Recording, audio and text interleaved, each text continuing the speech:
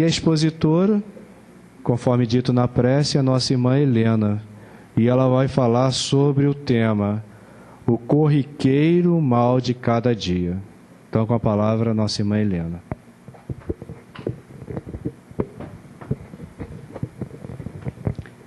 Boa noite a todos. É sempre muita alegria podermos trabalhar pela doutrina espírita. Responsabilidade, mas também alegria. Bom, o nosso tema tem tudo a ver com o preparo de ambiente e com o comentário do Chico, né? Porque é tema recorrente de nossos seminários e faz parte do estudo também. O corriqueiro mal de cada dia.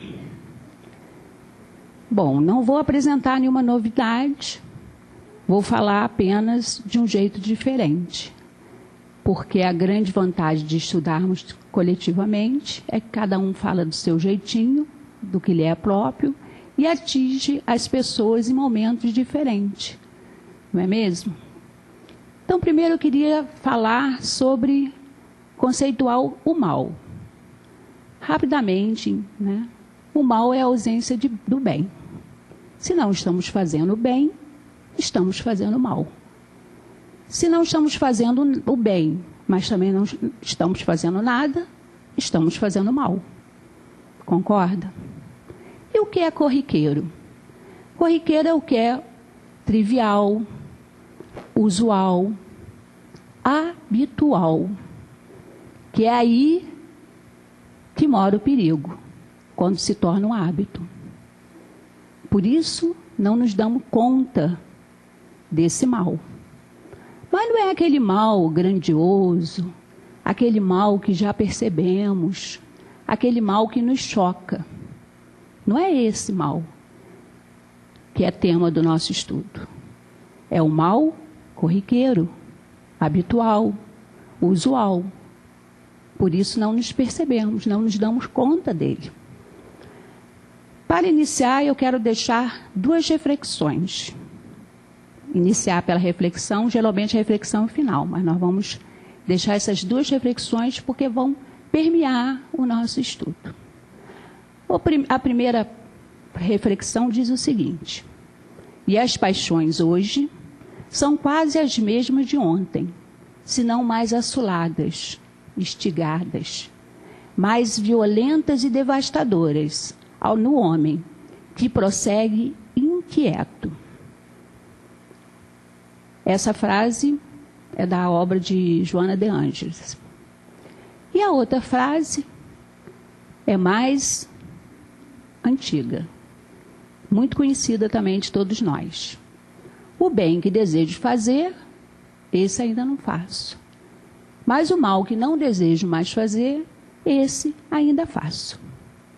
Então, essas duas reflexões são para começarmos a pensar sobre esse assunto. E aí, na obra básica, encontramos a informação que o mal não é a criação de Deus. Ela é a obra do homem. E que faz parte do nosso momento, faz parte de algum momento evolutivo da humanidade, que se encontra em resíduo em nós e que em algum momento ela irá ter que ser eliminada. Esse mal terá que ser eliminado em algum momento de nós. Em obras póstumas, Kardec afirma isso. Deus não criou o mal, foi o homem que o produziu, pelo abuso que fez dos dons de Deus, em virtude do seu livre-arbítrio. E ele classifica o egoísmo e o orgulho como as causas do mal. E tudo demais é efeito. A causa principal de todo grande mal ou pequeno mal reside no orgulho e no egoísmo. E o demais, tudo que vem ao rebote, né, é efeito. E a luta entre o bem e o mal, a luta de como destruir isso em nós, quando nos damos conta dele. Também lá no Evangelho, segundo o Espiritismo, na Lei de Amor, a mensagem de Lázaro diz o seguinte, também conhecida de todos nós. Que em sua origem, o homem só tem instintos. Quanto mais avançado e corrompido, tem sensações. Quando instruído e depurado, tem sentimentos. E o ponto delicado do sentimento é o amor. Aí vamos nos reportar um pouquinho a mensagem do Paulo. Do que o bem que eu quero fazer não faço, mas o mal ainda estou fazendo. Esse não quero mais fazer, mas ainda faço. Porque estamos nesse ato, nesse momento, em que precisamos transformar nossas sensações em sentimentos de amor. De amor, porque ainda não sabemos amar como deveríamos amar, como o Mestre nos ensinou. Então estamos justamente nesse momento de nossas vidas. Por isso aí nos chocamos tanto com a banalidade do mal que encontramos no veículo de comunicação. Por isso já nos choca, porque estamos nesse momento de transição. E porque estamos nesse momento de transição, não somos mais simples e ignorantes quando tínhamos instintos. Não é? Não, precisamos o quê? Trabalhar. Trabalhar em nós aquilo que não queremos mais fazer. Então, como falei, na condição de simples e ignorante, o instinto nos guiou. O instinto de conservação, o instinto de igualdade, o instinto de sociedade. Fomos guiados pelo instinto. Com o auxílio do instinto, progredimos, evoluímos, descobrimos, descortinamos, criamos sociedades. Foi o instinto que nos levou ao crescimento. E aí, seguindo na análise de Kardec, no raciocínio de Kardec, ele diz que o instinto, ele foi o que nos levou a isso.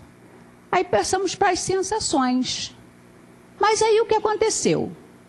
Quando passamos para as sensações, nós já estamos meio que viciados na sensação do prazer.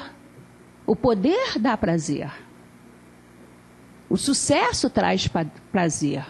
A conquista nos move. Então a gente meio que ficou viciado naquela sensação de prazer. Quando o homem domina outro homem, é simplesmente o prazer de posse, de dominação, de controle. É o ego, é o orgulho, é o egoísmo. Então passamos para outra fase, mas com essas sensações viciadas, nos sentindo ainda embotados por aquele prazer, por aquele conforto que aquele poder nos traz. E aí, quando vamos para os sentimentos, ainda temos isso em nós como resíduo. Então, o Kardec continua falando o seguinte: os instintos, as sensações, os sentimentos, eles estão presentes na humanidade, no homem, sempre. Em todos os momentos, e prepondera em fases diferentes, em momentos diferentes. Entendeu? Então, ele faz parte da natureza humana e ele vai preponderar de acordo com a natureza humana, de acordo com como o homem se encontra naquele momento. É o abuso dessas sensações é que nós classificamos como esse mal corriqueiro. Os grandes males, mas também o corriqueiro.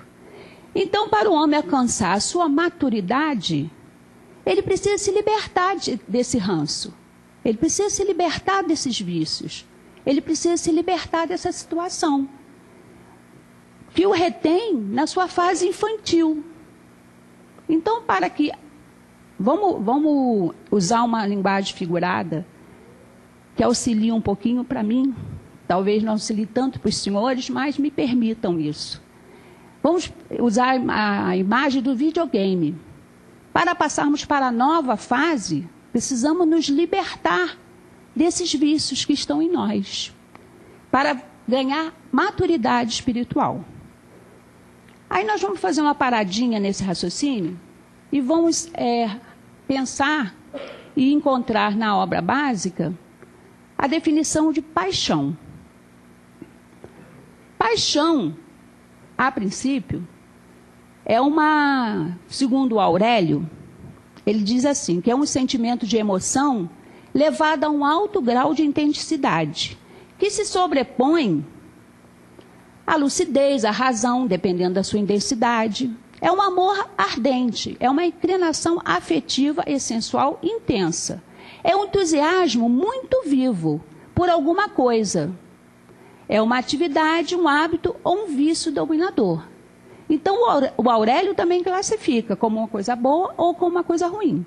E Kardec, no Livro dos Espíritos, ele diz o seguinte, lá na questão 907.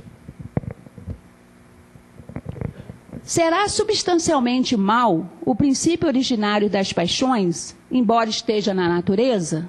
Quer dizer, a paixão está na natureza. Ela é má? E Kardec diz que não, ela não é má. A paixão está no excesso.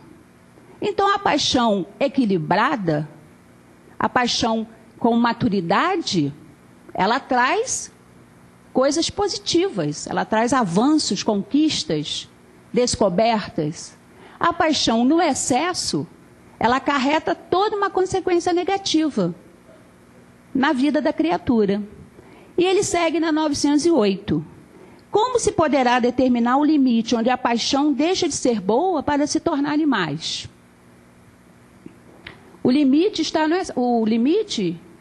problema está no excesso. E ele, na resposta, ele compara um corcel a um cavalo, que quando dominado pelo homem, ele faz a atividade que o homem quer. Mas quando é ele que domina o homem, ele faz o que ele quer. Então tudo está, a fonte, a resposta, a solução está no equilíbrio. Então, conceituando paixão,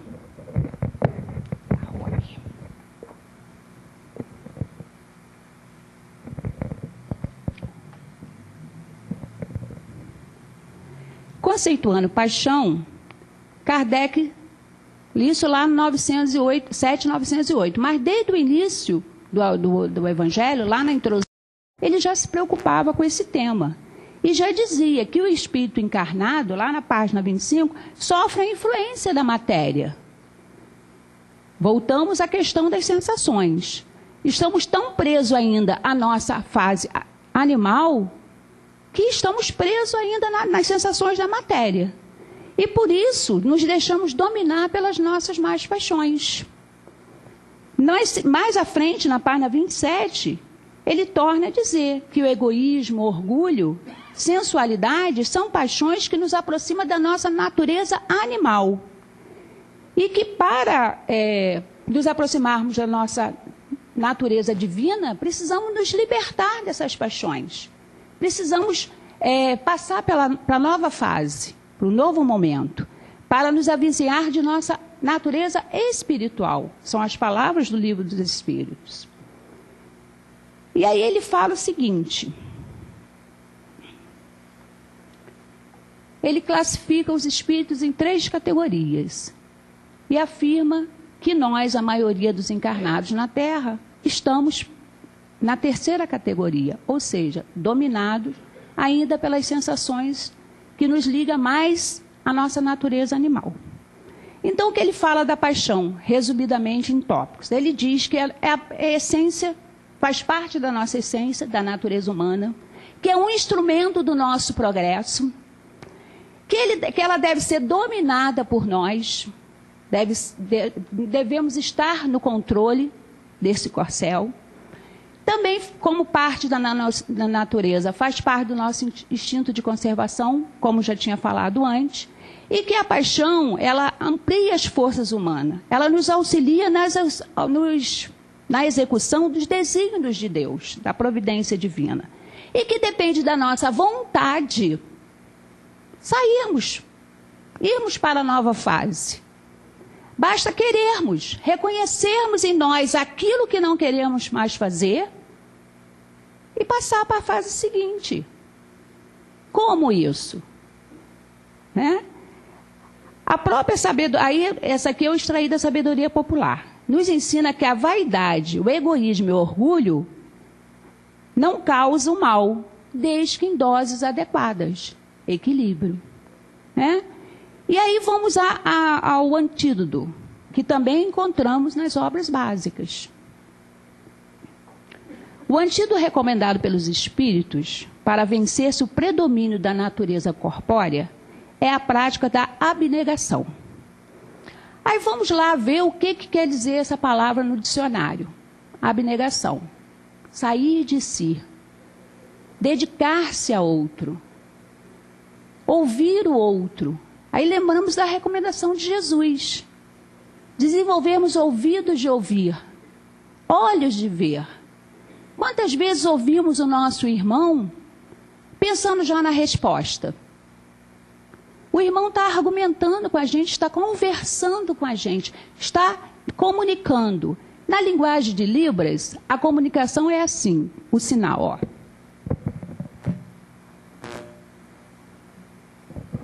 Isso quer dizer o quê?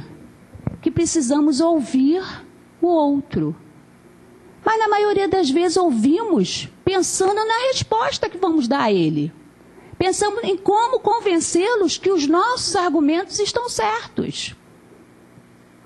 Então, quando Jesus nos falava que precisamos ouvir, desenvolver ouvidos de ouvir, é realmente ouvir o outro.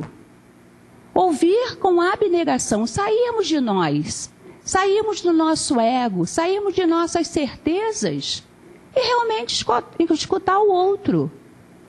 E isso é um mal corriqueiro, um mal habitual, que está tão perto e dentro de nós que não nos damos conta.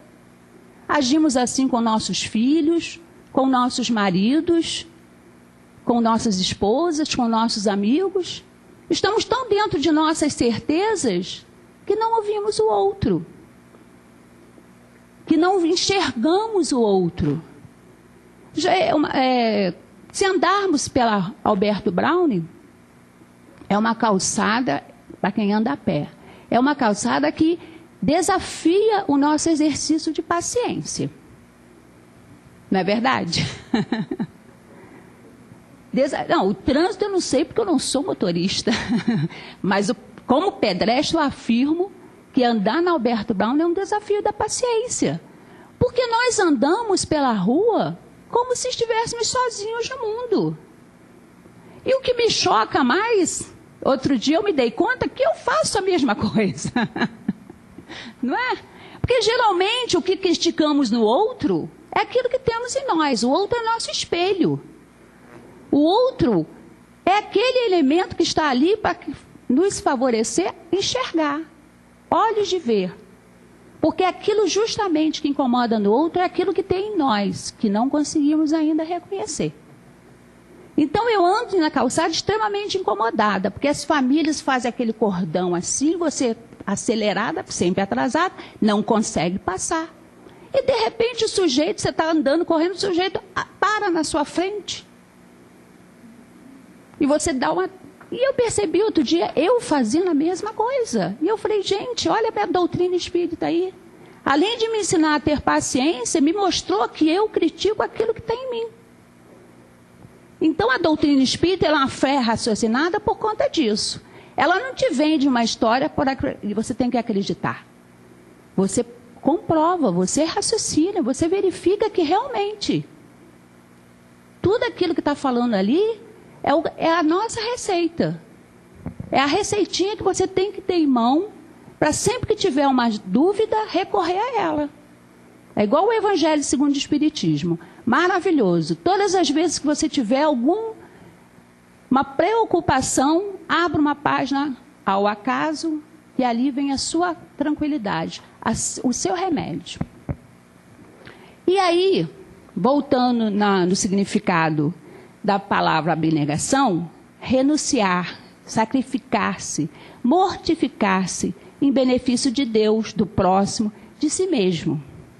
A própria definição do que é paixão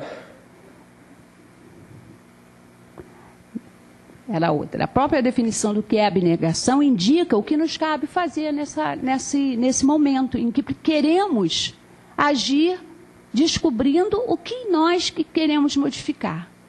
Né?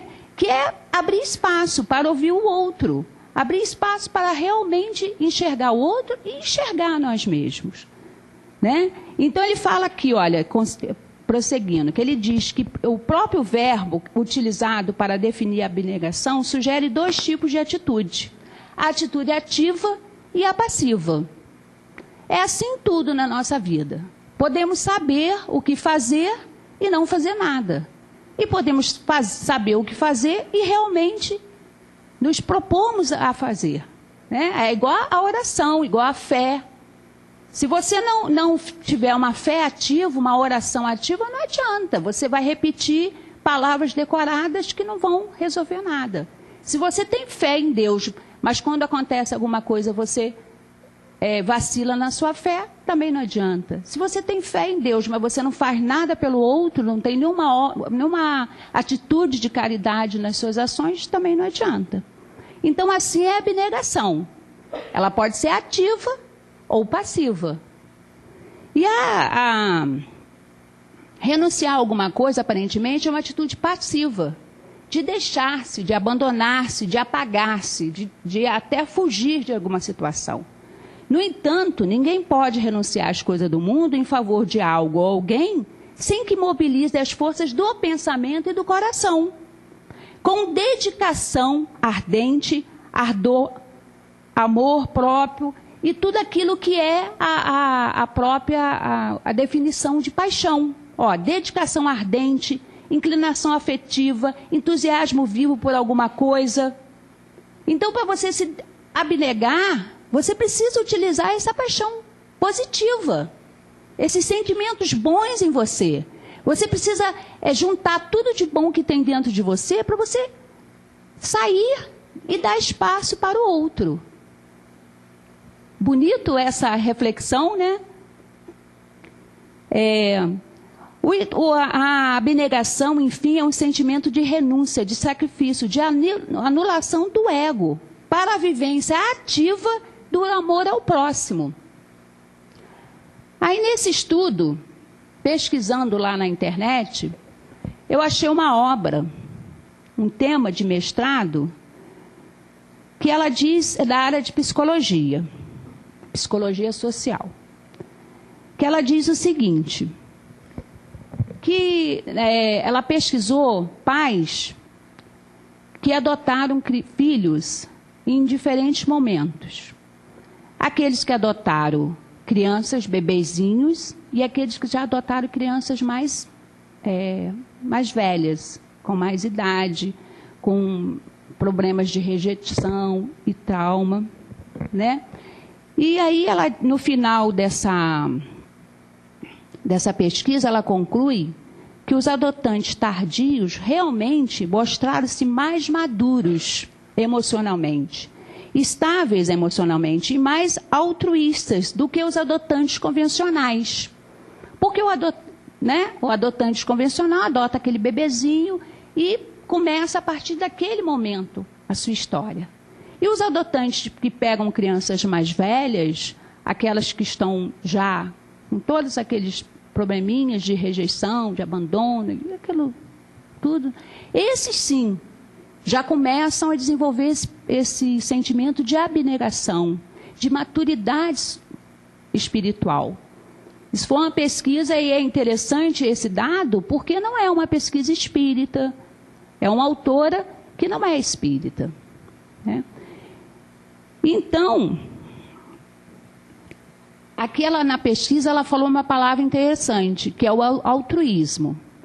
Aí eu fui dar uma pesquisadinha nessa palavra, que diz o seguinte, essa palavra é interessante, essa palavra foi criada em 1830 por Auguste Comte, que é um filósofo francês.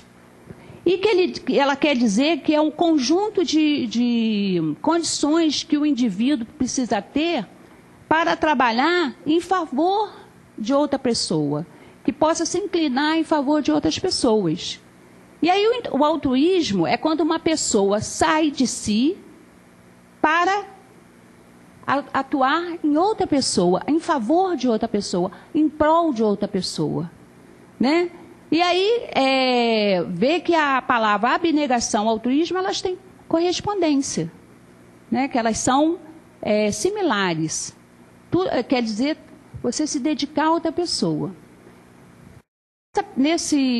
Continuando nessa linha de procurar outros autores que não são espíritas, temos também um escritor, empresário, editor, jornalista brasileiro, Martin Claret. Não sei se é assim a pronúncia. É assim mesmo? Se não for, né? Pesquisa lá no nosso amigo Google que a gente acha. Ele afirma uma coisa interessante. Ele diz o seguinte: sentir é causar. Ele não é espírita, né? Isto é, aquele que experimenta exercitar sentimentos elevados, aqueles voltados ao bem-estar do próximo, modificam suas próprias vidas, causam transformações no campo de manifestações das emoções, adquirindo o que se denomina frequentemente de equilíbrio ou centramento psicológico. Daí, né, fulano é uma pessoa centrada, fulano é uma pessoa equilibrada. Por quê? Porque ele tem os sentimentos equilibrados. Então, ele causa sensações equilibradas. Da mesma forma, os sentimentos desequilibrados também causam sensações desequilibradas. Então, se nós sentimos sentimentos bons, nós trabalhamos esses sentimentos bons em nós, nós contribuímos para uma psicosfera positiva. Da mesma forma, se temos sentimentos negativos, contribuímos para uma psicosfera negativa. Esses pensamentos criam formas e se juntam a outros pensamentos negativos. E vão causar alguma coisa em algum lugar, em algum momento. E também em nós. Porque antes desses sentimentos negativos causarem alguma coisa, eles já ficaram em nós e já causaram algum movimento negativo em nós também. Então, por não sabermos ainda produzir esses bons pensamentos, esses bons sentimentos, por conta de estarmos ainda viciados nos nossos sentimentos de egoísmo, nossas paixões de egoísmo, de orgulho, é que precisamos trabalhar com afinco em nós, para reconhecermos aquilo que não queremos mais em nós. Mas esse reconhecimento tem que ser honesto. Precisamos nos encarar com honestidade. Precisamos nos encarar com sinceridade, com vontade. Com a vontade de nos renovarmos. Com a vontade de buscarmos aquilo que realmente tem em nós, que provoca o gatilho daquela reação que não queremos mais. Se é uma reação de cólera, o que nos torna colérico? O que faz com que nossas reações sejam daquele jeito? Esse é um exame, uma observação em nós, dolorosa, mas necessária.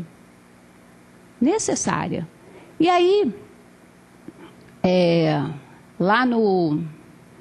encontramos várias referências a isso nas obras básicas. Nas mensagens de Jesus, quando ele nos falava de orar e vigiar, vigiar e orar. Vigiar não o nosso vizinho, não o nosso semelhante. Vigiarmos a nós mesmos. Vigiarmos o que provoca esses gatilhos em nós, o que provoca aquilo que não queremos mais. E orarmos. Orarmos para termos as forças necessárias para superarmos esse momento. Para trabalhar em nós realmente com sinceridade o que não queremos.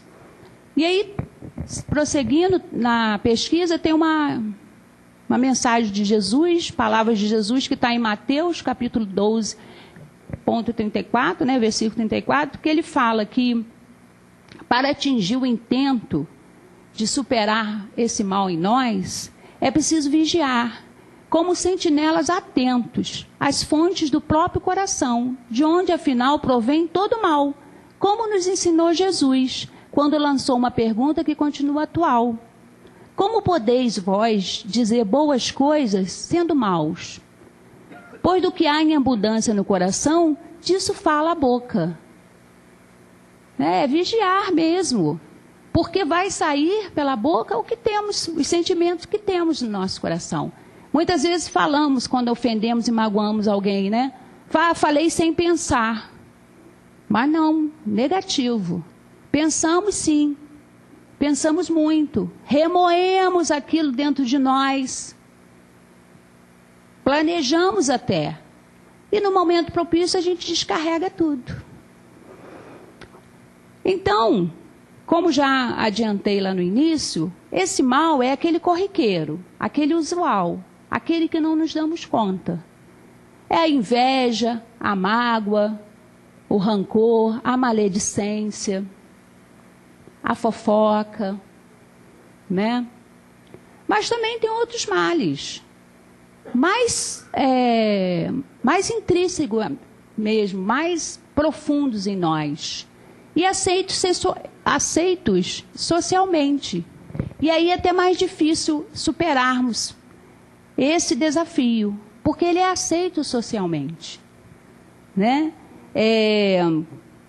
Vou dar alguns exemplos aqui. Comer em excesso. Comer em excesso é um mal que praticamos e é aceito socialmente. A gula, né? Por quê? Por que comer tanto? Lá no início do estudo, não falamos que o egoísmo, o orgulho está na base, é a causa de tudo? Tantas desigualdades sociais, tantos preconceitos, tantos racismo, tantas misérias. E nós, em excesso, comer demais é o excesso. Temos demais em nossas despensas, enquanto outros não têm nada. Temos os nossos armários abarrotados de roupa. Traz para o bazar, né? Temos mais calçado do que damos conta de calçar.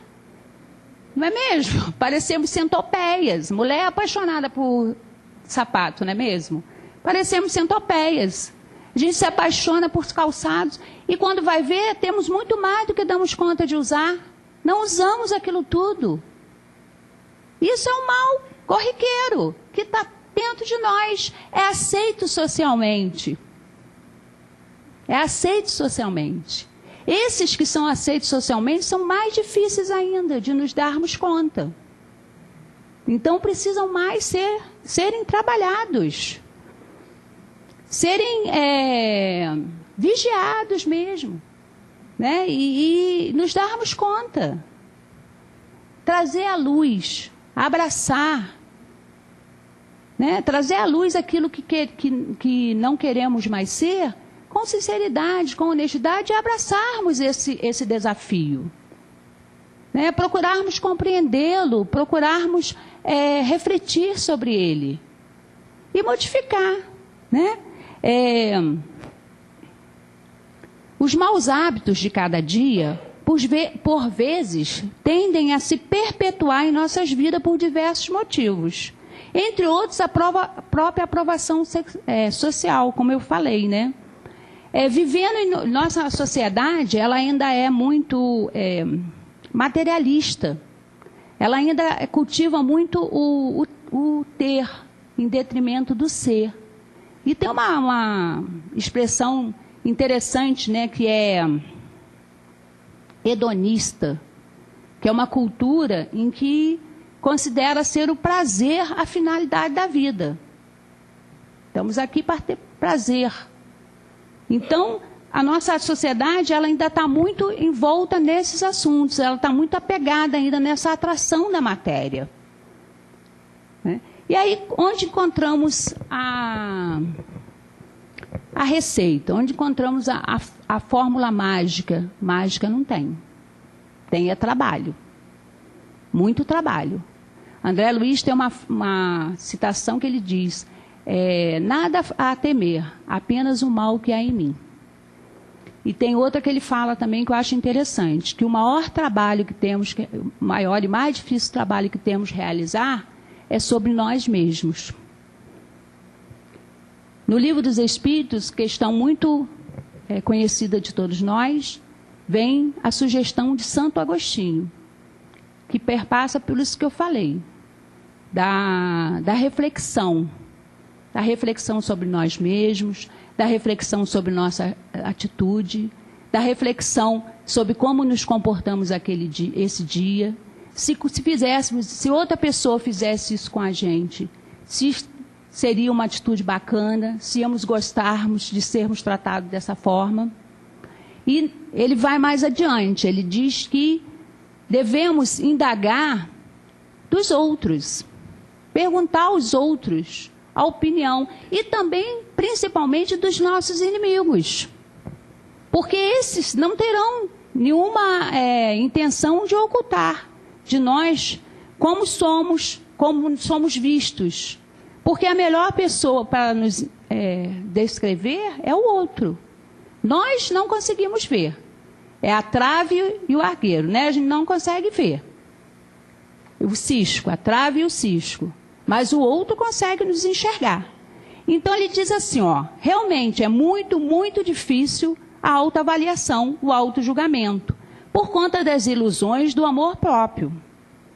Então, para sabermos com honestidade, pergunte a si mesmo como classificaríamos nossas próprias ações se praticada por outras pessoas. Se tivermos motivo para censurar tais ações, torna-se claro que não devemos mais agir dessa forma. Verificar o que pensam os outros sobre nossos fatos. E mais, perguntar a opinião do inimigo, que por não ter nenhum interesse em mascarar a verdade, não deve ser desprezada a opinião dele, porque ele irá dizer a verdade para nós. E aí tem um breve comentário de Kardec, sobre essa questão, que eu trouxe na íntegra, que serve como fechar a nossa reflexão. Que ele diz assim, muitas faltas que cometemos nos passam despercebidas.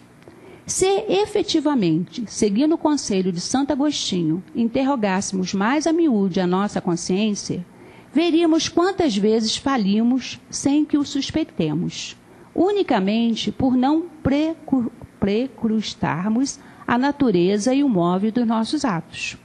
A forma interrogativa tem alguma coisa de mais preciso do que qualquer máxima, que muitas vezes devemos aplicar a nós mesmos. Aquela exige respostas categóricas, por um sim ou não, que não abre lugar para qualquer alternativa, e que são outros tantos argumentos pessoais. É pela soma que derem as respostas, e pela soma que der as respostas, poderemos computar a soma do bem ou do mal que existe em nós. Caso essa nossa meditação acerca das raízes e frutos do mal seja superficial, caso não examinemos com rigor as causas de nossas ações, fatalmente repetiremos os mesmos erros. Quando as circunstâncias mudarem, quando forem outros os cenários, repetiremos os mesmos erros. O motivo da reincidência está em que nós não exercitamos nosso raciocínio moral, que também se desenvolve como raciocínio lógico, como raciocínio matemático. Né? Então, precisamos também desenvolver em nós o raciocínio moral. Por outro lado, mesmo que não estejamos às voltas com as expressões mais visíveis do mal, como as paixões humanas tornaram-se mais violentas e devastadoras no homem, que prossegue inquieto, que é a frase de Joana, que começamos nosso estudo, é possível que a consequência dessas paixões nos atinjam, direta ou indiretamente. Então, não podemos nos furtar do mal. Precisamos estar no mundo sem sermos no mundo, né? Que é a recomendação também de Jesus. Então, não adianta a gente ficar escondidinho lá, sem participar do mundo. Temos que participar do mundo, sim. Ouvirmos as notícias negativas, ler jornais e estar sabendo, atualizado do que está acontecendo. A nossa postura é que tem que mudar. De vez de vibrarmos em favor daquele mal, temos que vibrar em favor de todos envolvidos naquela tragédia. vibrarmos em favor daquele que cometeu o crime. Vibrarmos em favor de todos os momentos negativos que chegam até nós. Nos refugiarmos na oração de forma positiva, ativa, atuante. Né? Essa recomendação cristã de que precisamos ter atitudes cristãs no nosso dia a dia, né? No nosso contato com todas as pessoas, e não só na casa espírita, e não só em alguns momentos reservados para esse. Não, temos que seguir o exemplo de amor que aprendemos na casa espírita, que aprendemos com Jesus, em todos os momentos da nossa vida. Amar a Deus sobre todas as coisas é o próximo como a si mesmo. Para aprendermos a nos amar, precisamos nos conhecermos e nos desculparmos também, né? Para podermos amar o nosso próximo e chegar a Deus. No mais, tem uma música antiga de Nelson Cavaquinho, que diz que do mal será queimado a semente, o amor será eterno novamente. Tenhamos a certeza que o amor será eterno em nossos corações sempre, a partir do momento que nos determinemos a isso. Muita paz a todos e muito obrigada.